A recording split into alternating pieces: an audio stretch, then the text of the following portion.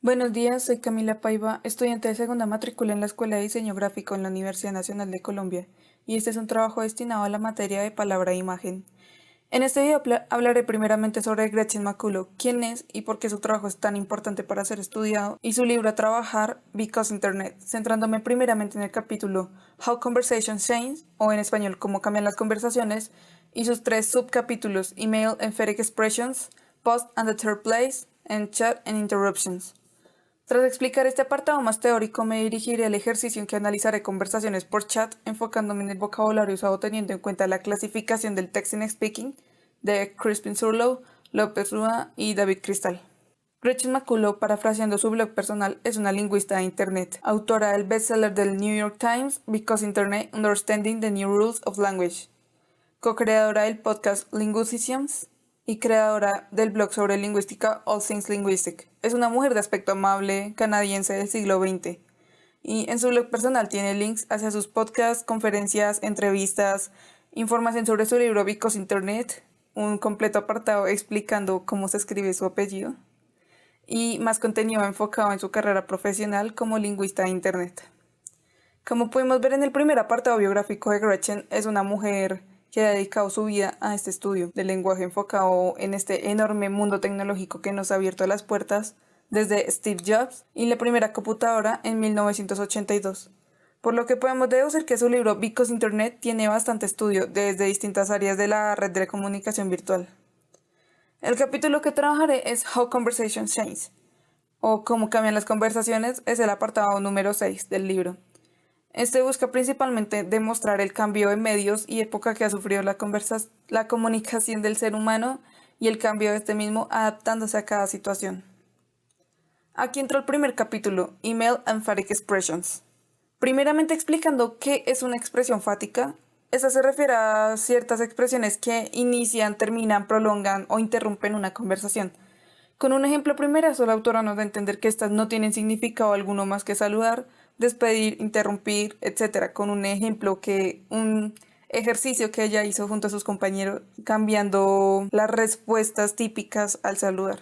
Tomándolo en el español, por ejemplo, un buenas, en como más acento colombiano, ¿no? Esta palabra en particular por sí sola no tiene mucho sentido que digamos. Se refiere a buenos días, deseándole buenos días, tardes, noches, que está bueno. O sea, la palabra en sí no tiene mucho sentido. Y de por sí estas expresiones dejan una evidente duda del español, porque hablamos en plural. Al iniciar un día decimos buenos días. Algunos sitios aseguran que es una cualidad del español agregarle plural a la expresión para aumentar su intensidad, como en felices fiestas. Pero en cambio esta posición de Salvador Gutiérrez Ordóñez, un académico de la RAE premiado con el Castilla y León de Ciencias Sociales y Humanidades en el 2014 por su aportación al conocimiento de la lengua española como elemento de cohesión social y punto de reunión de la extraordinaria comunidad internacional, nos habla de la hipótesis de que estas expresiones vienen de una antigua expresión religiosa, buenos días os de Dios, expresando que los días de ahí en adelante sean días bendecidos por Dios, expresando pues la longevidad de los buenos deseos. Pero bueno, a este punto ya me salió un toque de las ramas. A fin de la explicación es que no interesa el significado de estas palabras. Después de todo es como un ritual conversacional ya establecido desde que aprendemos el idioma y lo vamos evolucionando con base a nuestras experiencias. La autora resalta la pregunta ¿cómo es que una expresión pasa a ser fática? Y lo responde con el ejemplo en inglés de la popularización de la palabra hello, que aunque para los no anglosajones más modernos, e incluso ella afirma que los mismos anglosajones modernos, ha sido una palabra totalmente normal que perfectamente podríamos atribuir a la antigüedad del idioma. Esta fue popularizada como saludo tras la invención y distribución de la red telefónica. Aquí podría agregar que incluso en mis inicios aprendiendo inglés pensaba que la palabra hello era realmente la palabra con la que se saludaba en inglés y hi una acortación o una palabra más actual. En español esta expresión se ve de distintas formas, al igual que en muchos otros idiomas tenemos el aló, que según varias teorías no es más que una adecuación al español de la expresión popularizada en Europa que llevaba el significado te oigo. También podemos decir normalmente hola, buenas, como si se tratase de una conversación con contacto visual, o la expresión bueno, que sería más dándole la palabra al otro sujeto para especificar sus razones de llamada, pero a fin de cuentas todas estas palabras son tomadas como una contestación al teléfono, nunca buscan el significado detrás de ellas. Y luego la autora entra al mundo de los emails o correos electrónicos. Estos suelen imitar un formato de carta al ser un medio mayoritariamente usado para negocios, estudios y demás labores de ámbito profesional. Revisando algunos correos que como adolescente universitaria he recibido, estos tienden a tener estas firmas o pies de páginas con cierta información que el sujeto envió el correo. Lo que son menos masivos y más personalizados tienden a tener estas expresiones: saludes, que tenga un buen día, que tenga una buena semana. Y aquí me gustaría sacar a relucir más que nada mi propio fanatismo y uno de los ejemplos usados por Gretchen, sacado del musical Hamilton, en el cual en su segundo acto en la canción Your Obedient Servant, en donde Aaron Burr y Alexander Hamilton intercambian cartas algo agresivas, pero en contraste con esto dejaban su cierta expresión con I have the honor to be your obedient servant. A. Ham. A. Burr. lo que en español sería más como tengo el honor de ser su leal sirviente o lacayo, y el nombre A. el apellido, dejando así como evidencia que la digitalización de la mensajería, incluso para la época moderna, dejó secuelas de la correspondencia tradicional o análoga, pues aunque fuese totalmente fácil en muchos casos reconocer al remitente del mensaje, se sigue utilizando este modo de firma para dar cierre al mensaje. El siguiente apartado a trabajar es el tercero, puesto que me voy a extender un tanto con el segundo, y se llama Past and the Third Place, o publicaciones y el tercer lugar. Pero, ¿qué es el tercer lugar? Pues el autor explica que el tercer lugar, en un equivalente a la vida real, sería un lugar para socializar libremente, donde se discute y construyen ideas, entre otros. Teniendo en cuenta que el primer lugar es nuestro hogar privado, donde tenemos más chances de dejar de actuar socialmente, como diría ya Tolentino. Y el segundo lugar sería el trabajo, donde según el capítulo anterior podría ser el equivalente al correo electrónico, donde usamos nuestro lenguaje escrito más formal. Pero, ¿cuál es este tercer lugar en el mundo virtual? Exactamente las redes sociales como Twitter, Reddit, Facebook, Instagram. Me gustaría resaltar una comparación bastante buena que hace la autora con respecto a las redes sociales y su capacidad para abrir el espacio a creación de ideas y movimientos, comparándola con las ágoras griegas, tiendas de té inglesas del siglo de las luces o las tabernas durante la Revolución Americana. Y esto se puede ver incluso reflejado nuevamente en el musical Hamilton, donde durante las canciones Aaron Burr, My Shot, The Story of Tonight, se ve como en donde Alexander Hamilton conoce a Marquis de Lafayette, Hercules Mulligan y John Sloran, quienes tienen este mismo deseo de libertad, revolución, de lucha, siendo Hamilton este impulso que los tres necesitaban para llevar a cabo el movimiento. Como en todos los capítulos, la autora nos narra los antecedentes de la social media como conocemos actualmente, comentando cómo estas empezaron durante la época de los email antes del chat. Se creaban distintos grupos de discusión a determinados correos, como los que la autora menciona, Human Nets o Wine Tester, siendo el último especializado en catadores de vino o gente que se viera aficionada por esta labor, y así. También se hace mención de cómo en los lugares físicos debido al límite geográfico se lleva una conversación abierta, nada cerrada, general a la que cualquier persona puede entrar y ser partícipe, pero al verse este límite totalmente roto en las redes sociales, se crea obligatoriamente otra barrera dentro de la cual se crean las comunidades. Un buen ejemplo es la comunidad de Twitter a la que pertenezco y soy parte, la cual sería K-pop. Manejamos un lenguaje exclusivo que fuera la comunidad no se entiende: stream, bias, b, bubu, entre más palabras. Ya Tolentino en su libro Fake Mirror hacía una comparativa bastante interesante con un barrio, una ciudad y cada casa era un blog al que cualquiera podría entrar. Aunque actualmente esta comparación sería un toque más descomunal, haciendo que cada red social fuera una ciudad entera llena de enormes edificios donde contendría cada comunidad dentro de este. Edificios tan enormes como el Burj Khalifa o el New Century Global Center de China, para contener comunidades tan enormes y en constante crecimiento como el K-pop o la misma comunidad de ARMY, que son las fans de BTS. O pequeñas casas para comunidades en crecimiento, o simplemente bastantes pequeñas para ser notadas como, no sé, curas ultracristianos. Twitter maneja un lenguaje propio que no se ve tan a menudo en otras redes sociales como retweet, tweet, mutual, lo que podríamos equiparar a nuestra jerga rola a la hora de decir esfero, lo cual para muchos de nosotros es lo más normal del mundo, pero para otros suena totalmente descabellado, una palabra que no dirían nunca en su vida. Bolígrafo lo dirían, pero esfero nunca. Pero asimismo dentro de esta ciudad, en cada casa o cada sector, incluso podríamos decir que se maneja un vocabulario distinto, pues las fans de la música asiática no van a usar términos iguales a los curas ultracristianos. Así esto podría ser equiparable a las palabras como parce, huevón que usamos aquí, son palabras que no se usan en otros lenguajes. La autora también habla sobre oscuridad, lo cual es una forma de privatización de lo público. Aquí puedo poner de ejemplo mi propia cuenta de Twitter. No uso mi nombre real, ni menos uso alguna foto mía. Esto de alguna forma es una privatización al esconderme exitosamente. Mi cara, mi nombre, mis identificadores básicos. En Instagram y Facebook también se maneja la oscuridad, pero en menor medida. ¿Por qué?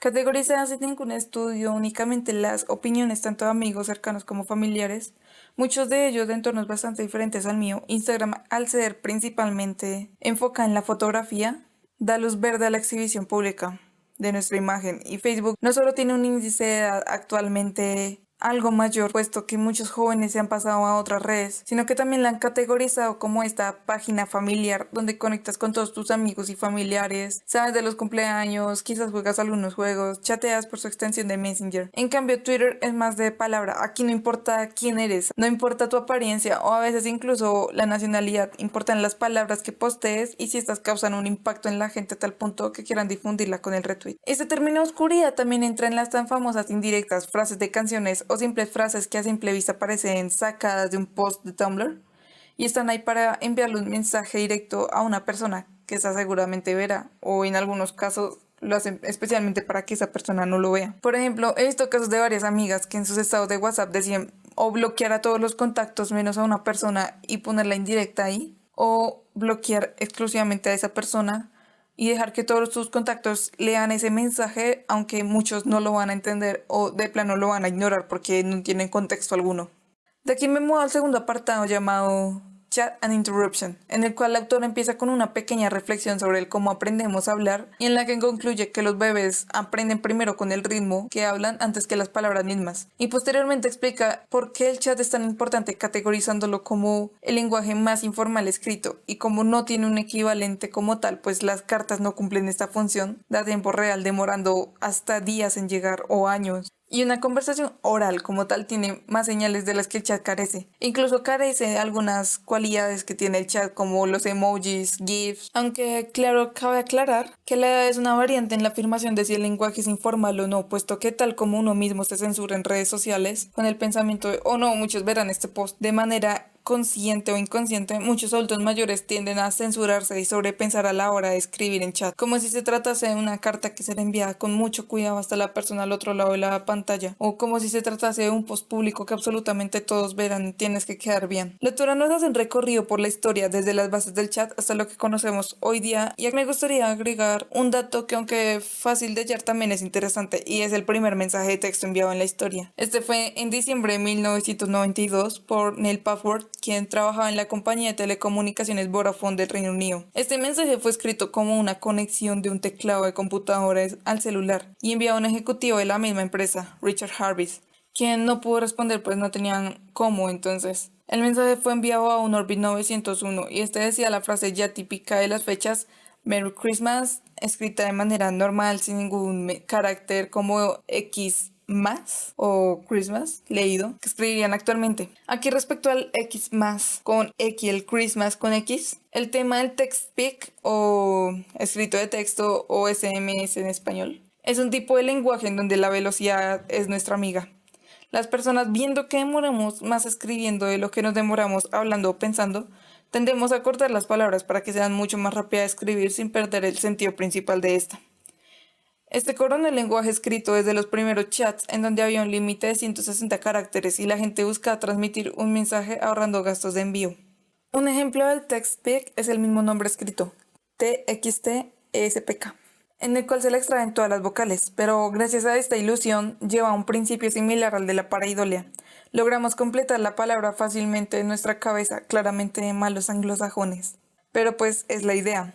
Este tema será el último que tocaré después, pues que en este basaré mi trabajo. Continuando con la explicación del segundo apartado del texto, también se nos mencionan las inteligencias artificiales o IAs, creadas especialmente para chatear con la máquina. Un ejemplo de estas IA son Cleverbot en idioma inglés. Pues en español se usa un método de constantemente conectar personas de distintos servidores en ciertos puntos de una conversación, la mayoría de veces el primero o segundo mensaje. SimSimi, una aplicación bastante popular en 2016, pues está almacenada una base de datos con las respuestas que le eran dadas por varios cibernautas y las utilizaba en distintas conversaciones, aunque esto llevaba a una polémica y censura en varios países por haber almacenado insultos, contenido sexual, ofensas políticas o insinuaciones de estar espiando, lo cual de por sí hacía que aumentara su popularidad debido al morbo que tenemos porque una máquina nos insulte o nos diga que nos observa desde la ventana que siquiera tenemos. Y también está Midle, la cual no fue tan popular, pues no solo aprovechó el sistema de SimSimi, al cual ya muchos ya los tenía algo aburridos, sino que también se centró en una comunidad específica del K-pop. En esta podías hablar con tu idol como si fuese una amiga más o un amigo más, aunque también comenzó a guardar respuestas morbosas e insultos, por lo que también cayó en el pozo de los olvidados con fama de 5 segundos. Otro tema a rescatar del capítulo son las llamadas versus los chats, puntos en contra y a favor. En la vida es fácil encontrarse con dos tipos de personas, y aunque obviamente es imposible clasificar a todos porque siempre estarán los rebeldes que se encuentren en un limbo inamovible. Una categorización algo generalizada es las personas que prefieren llamadas antes que el chat tienden a ser más extrovertidas y confiadas. Al contrario, aquellos que preferimos chat contra la llamada tendemos a ser más introvertidos, con poca confianza. La autora, exponiéndonos antecedentes de teléfono fijo y las enormes redes de comunicación que tenían esperando horas para hacer una sola llamada, nos mostraba cómo antes una llamada era imperdible. Incluso aunque uno no tuviera tiempo, se tomaba la molestia de contestar para avisar que llame más tarde. La autora seguía mencionando después de esto que ahora estas perdieron esta potencia que antes causaban. Es una llamada, tengo que contestar. Pues estas se volvieron un medio mucho más asequible. Y no eran llamadas solamente de casa en casa, sino que se volvieron llamadas de bolsillo en bolsillo. Con solo tener un número de cierta cantidad de dígitos ya eras capaz de comunicarte con alguien que esté al otro lado del mundo desde la comunidad de tu cama. Y si no responde, podrías llamarle mil y unas veces más hasta que conteste o tu celular literalmente muera. Las llamadas actualmente se han vuelto también un segundo ringtone. El primer ringtone es el sonido que tiene tu celular con cada mensaje. Pero en muchos casos en la actualidad, cuando una persona parece no estar viendo el celular, ignorar mensajes o simplemente no tener el ringtone activado para los mensajes, la opción segura es marcar para que este celular suene y antes que conteste la llamada, colgar. Este es un método principalmente de WhatsApp al permitir chat y llamada en la misma aplicación de manera fácil y sin ningún coste más que el de tu internet. Entrando en las aplicaciones móviles de chat, aquí en América y Europa conocemos los creados por Estados Unidos, la gran potencia tecnológica occidental. WhatsApp, Instagram, Messenger, Skype, que aunque va más por las videollamadas, también tiene una opción bastante usada de chat. Incluso últimamente, por el boom que han tenido los videojuegos online, en esta década, Discord también se ha subido bastante, permitiendo un chat, llamadas grupales y un sistema de distintos canales. Pero también Oriente tiene sus propias aplicaciones, siendo en China, WeTalk, que aunque tenga un logo de aplicación únicamente de mensajería, esta aplicación es bastante completa, que ya pasa a ser casi social media, pero con el límite de una aplicación normal de mensajería en que deben contar con el número de contacto para la comunicación entre sí. KakaoTalk en Corea del Sur. La aplicación es únicamente mensajería y llamadas, pero podría entrar a social media, pues rompe esta barrera de tener la información pudiéndose chatear con completos desconocidos, entrando a salas de chat con gente que no necesita saber su número. Y en Japón, Line, la cual cuenta únicamente con mensajería y llamada teniendo un número de la persona, pero tiene la singularidad de ser bastante reconocida por sus stickers. Esta empresa tiene personajes propios bastante reconocidos a nivel mundial y cuenta con stickers propios de ellos. Los más conocidos actualmente son BT21, personajes creados con una colaboración de BTS y Line, en donde cada chico creó su propio personaje. También está el osito, el conejito que tanto hemos visto muchas veces en redes sociales. Y bueno, como pudimos ver, las aplicaciones de mensajería más populares tienen ciertas particularidades que las llevan a la cima, más allá de solo enviar mensajes, llamar de manera gratuita. La gente cada vez se va acostumbrando más a las nuevas actualizaciones de cada una y cada vez tienen que innovar para mantener su puesto. Un ejemplo son las stories de la que cada red social occidental se ha apropiado. WhatsApp con sus stickers, Instagram siendo más social media que mensajería, Messenger siendo una extensión de Facebook, la cual pues es una social media de las high top usadas en Occidente. WeTalk siendo multiservicio, KakaoTalk permitiendo salas con desconocidos de convivencia, Line con sus adorables personajes y claros ejemplos de cómo la falta de innovación consumió la popularidad de ciertas aplicaciones donde entra Skype, que aunque se encuentra ligado a Hotmail, por un tiempo fue bastante usada tanto como de manera profesional como de manera informal. La falta de innovación la hizo caer al olvido. Y Snapchat, que aunque fue la precursora de las stories de 24 horas, precursora de los filtros de cámara frontal y tiene este sistema de privacidad que te avisa si se toman capturas de pantalla o se repite un snap, el hecho de que más aplicaciones implementaran las stories pero con más libertad, menos privacidad para el usuario la hizo caer. Actualmente la aplicación ha agregado bastantes actualizaciones, pero ninguna la ha podido sacar de este pozo del olvido. Aquí llega el final del capítulo, el cual deja en evidencia que este cambio que hemos sufrido los humanos a la hora de comunicarnos, pasamos de escribir cartas con mucho amor, caligrafías hermosas, firmas hermosas como la I have the honor to be your obedient servant de Hamilton, además que llanamente ignoramos porque no tenemos ganas de hablar con esa persona, reírnos de tal manera por chat que se podría interpretar de tal manera que piensen que estás teniendo un ataque epiléptico y seguir un ciclo de innovación infinito que activa la competencia capitalista en el mundo de la tecnología y medios de comunicación. Hemos creado nuevos términos, hemos desechado y categorizado de antiguos muchos otros que hace años eran una novedad. El internet con las redes sociales, el correo y los chats nos han permitido romper miles de barreras, idioma, lugar, raza, pero nos han hecho crear otras que, aunque no las tengamos en cuenta, existen.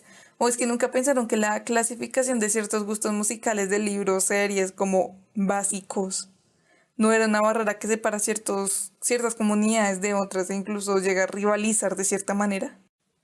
Ya habiendo explicado el capítulo en que basé mi trabajo, me muevo a este haciendo un pequeño resumen, basándome en la clasificación del lenguaje Internet planteado por Crispin Tullow, López Rúa y David Cristal. Con ejemplos encontrados únicamente en inglés, me di la tarea de revisar conversaciones propias y ajenas para encontrar estos surgimientos del lenguaje que nacieron junto a la mensajería instantánea. Claramente todo con la correspondiente censura y permiso de cada persona. Pero volviendo a la teoría de clasificación, ¿quiénes son estas personas? Crispin Tullow, profesor de lenguaje y comunicación en la Universidad de Suiza, autor de libros como The Business of Words, Wordsmith Linguistics and Another Computer and Media Communications y demás. Paula López Rúa es profesora de Filología Inglesa en la Universidad de Santiago de Compostela de España, autora de The Theory of Categorizations and Inexplications en Linguistics y coautora de Diccionario de Enseñanza y Aprendizaje del Lenguaje. Tiene una participación activa en el mundo de la lingüística como campo de estudio. Y por último, David Cristal, antecesor de Gretchen en la lingüística de Internet y profesor de lingüística en la Universidad de Bangor de Gran Bretaña, escritor del Figure and Landscape y de Internet e Internet Linguistics. Esta clasificación busca darle un lugar a nuestra forma de comunicación de manera virtual, principalmente en servicio de chat.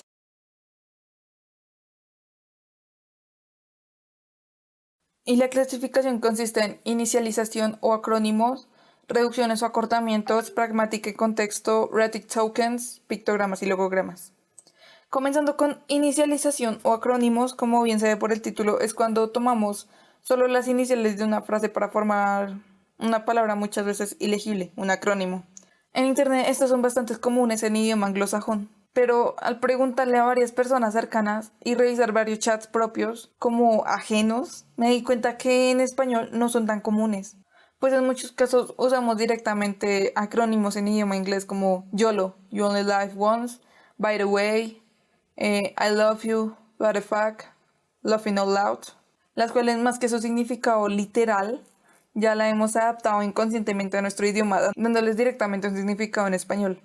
Como si vemos que alguien escribe LOL, no tenemos que saber qué significa Laughing Out Loud, pues fácilmente ya le identificamos con que esto se refiere a que la persona que lo envió está riendo o lo tomamos directamente como un rhetoric token, al cual le restamos importancia a su significado. Después veremos rhetoric token. Los ejemplos comúnmente usados en español que encontré fueron a la verga, una expresión mexicana popularizada en el idioma hispano por la gran englobe que tiene el acento mexicano en Latinoamérica. ¿Por qué? Usando la P y la Q. Te quiero mucho, TQM. Esto a veces puede ser incluso reemplazado como TKM. Preguntas, quejas, reclamos y sugerencias, PQRS. La siguiente categoría, llamada reducciones y acortamientos, engloba aquellas expresiones en que decidimos omitir a todas las vocales, a veces incluso algunas consonantes innecesarias. Las más comunes en el vocabulario español, pero que son en inglés, serían please, PLS, because, en este caso una reducción fonética también, FU, o en el caso del español, algunas de las más comunes son quién, también, Simón, que es una expresión creada en México como irónicamente un alargamiento de la palabra para denotar su informalismo, como se diría coloquialmente, de barrio. Lit, esta palabra tiene una historia que es del inglés al español. En un principio se usaba como intoxicado, pues era justamente el acortamiento de light, lo cual daba un significado de ilusión, felicidad, como borracho, pero no era drunk, sino como en drogas. Luego, a través de distintos raperos, esta palabra tornó un significado menos, podríamos decirlo, ilegal, siendo como una traducción directa al español excitante. Esta palabra al principio tomó este significado en el español, pero con el tiempo y el poco conocimiento que tenía la comunidad de este significado en inglés, se usó como la reducción de la palabra literal, la cual es comúnmente usada como ractic token en las conversaciones. Bebé, toy, pera.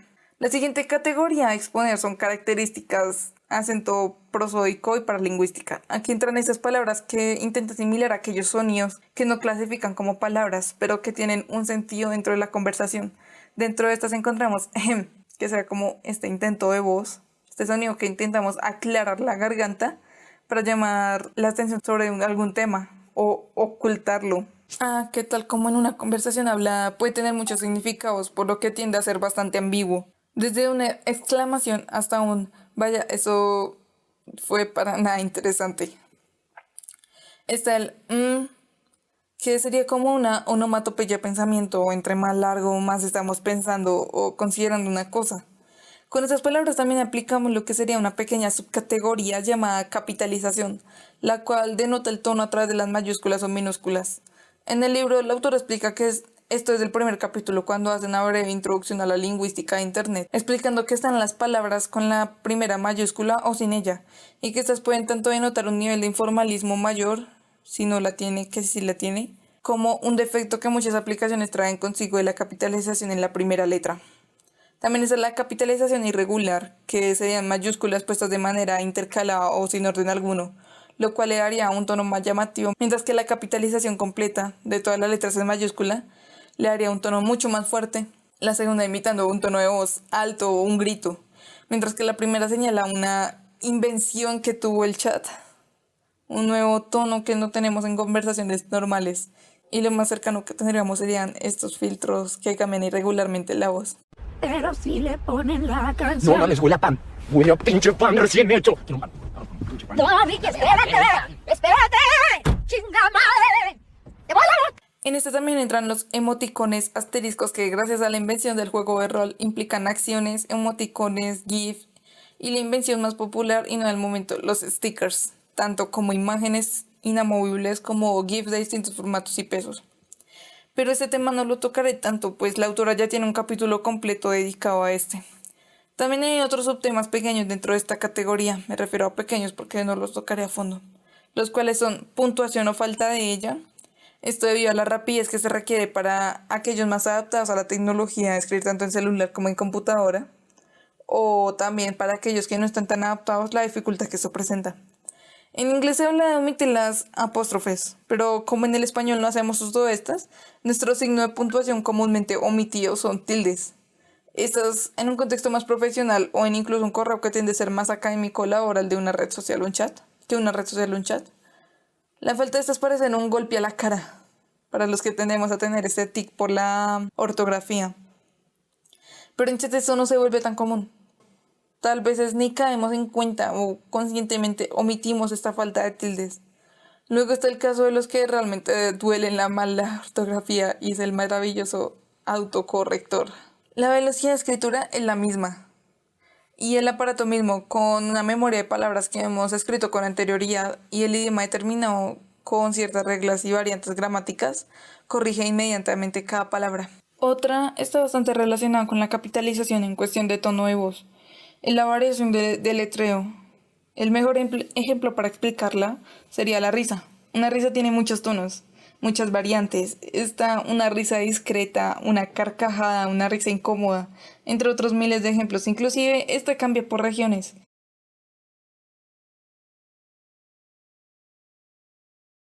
Esto se ha intentado traducir al lenguaje internet con el mayor recurso que tenemos para estos tonos, que son las mayúsculas, la cantidad de sílabas. Como por ejemplo un ja, puede ser incredulidad o como tu comentario dio cero risa. Otro ja, un jaja, podría ser tu comentario un poca risa o una burla bastante popularizada por Nelson de Los Simpson.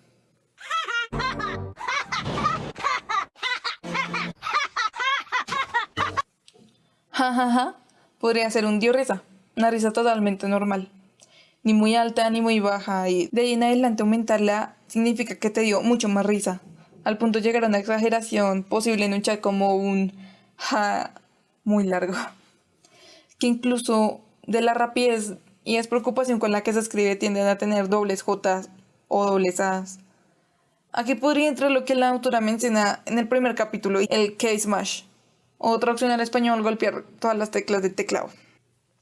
El que es más mezclado con risa tiene este contexto de carcajada, es como un nivel superior a la risa normal, puesto que esto implicaría, aunque en muchos casos no sea así, que la persona está riendo tanto que no puede escribir bien. Y esto se ve incluso más fuerte si está en mayúsculas. Un case más en mayúsculas es lo más fuerte que te puedes reír por chat. Y está bien, pues estos dos factores le dan bastante potencia a la hora de tan solo ver la imagen que otorga la palabra escrita. Otra categoría expuesta por estos lingüistas es la Ractive Token, que realmente me impresionó, pues es algo que solemos hacer de manera fática, casi inconsciente. Las Ractive Token son estas pequeñas palabras, onomatopeyas, signos entre otros con los que le pedimos a la persona al otro lado de la pantalla que siga hablando, que sí estamos escuchando, en este caso leyendo. Es una conversación hablada que sería, en la conversación hablada sería como, ajá, pero ¿cómo hacemos eso en una conversación meramente textual?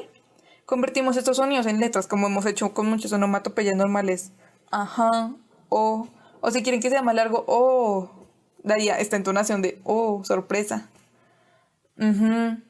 Uno que uso mucho es ush.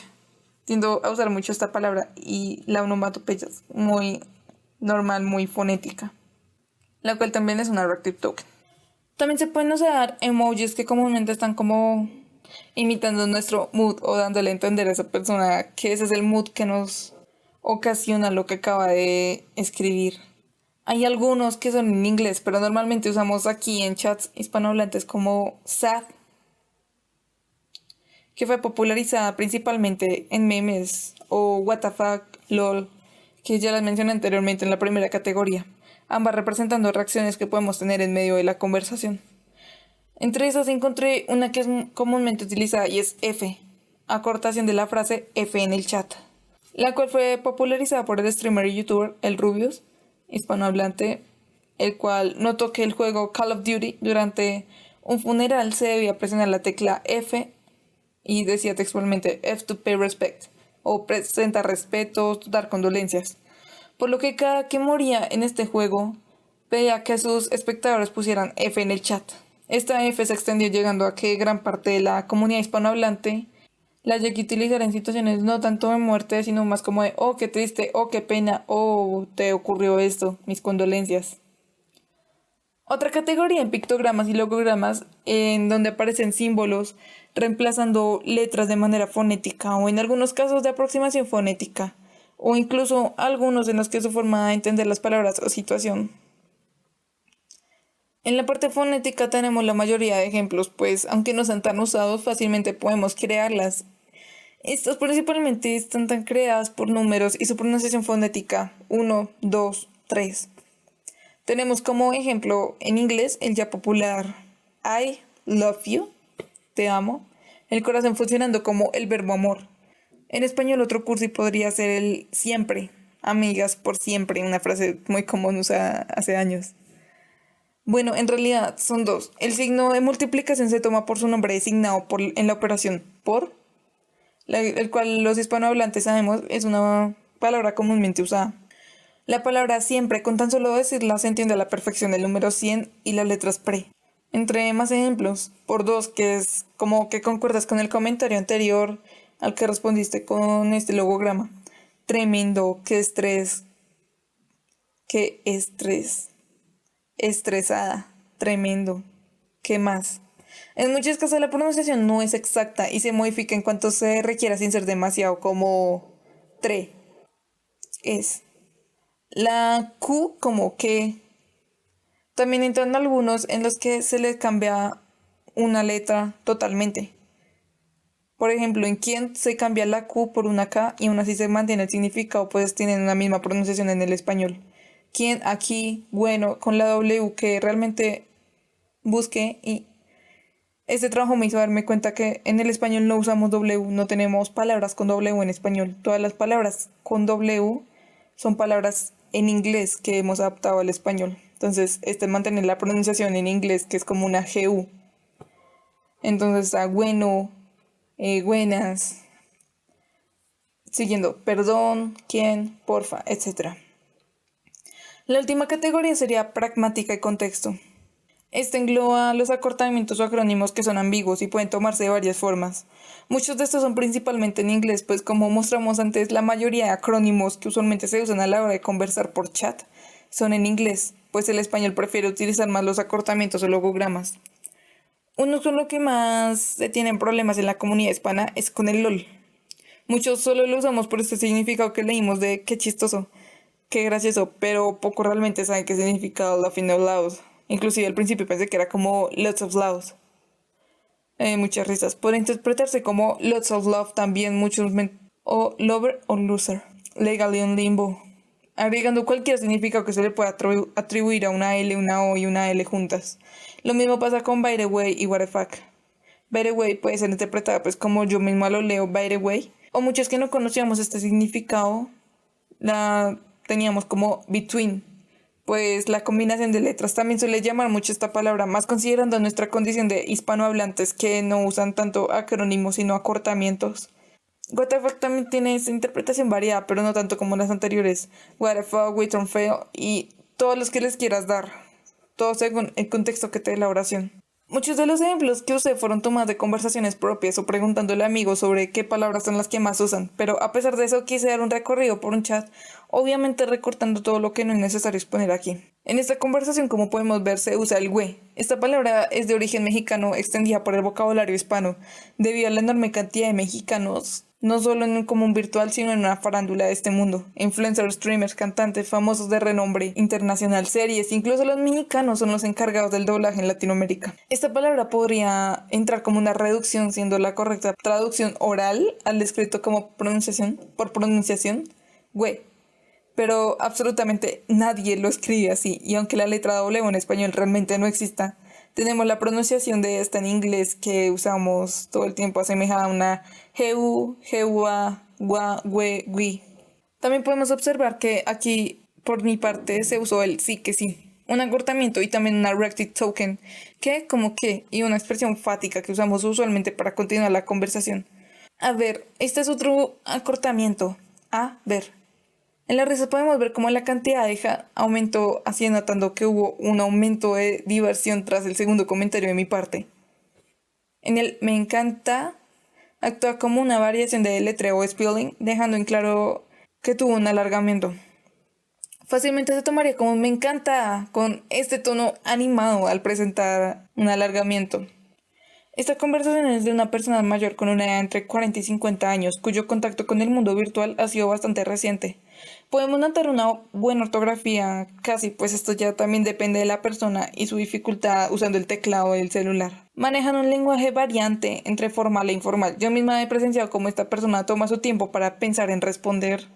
Un tiempo que una conversación oral no tiene. Escribe, borra, vuelve a escribir, pregunta a los demás qué decir o si lo que escribió está correctamente escrito, para después de este largo proceso por fin enviarlo. Incluso los marcadores de tiempo denotan lo poco acostumbrados que más personas se encuentran respecto a este medio. En la segunda conversación fue entre esta misma persona y una persona española, quienes se encontraron a través de una red social y hablan tanto por llamada como por chat. Las conversaciones son largas de parte de ambas. Se nota este error de ortografía que da el corrector automático con el lleváis. Y a la vez la falta de en las palabras como nivel, incluso algunos errores de espaciado.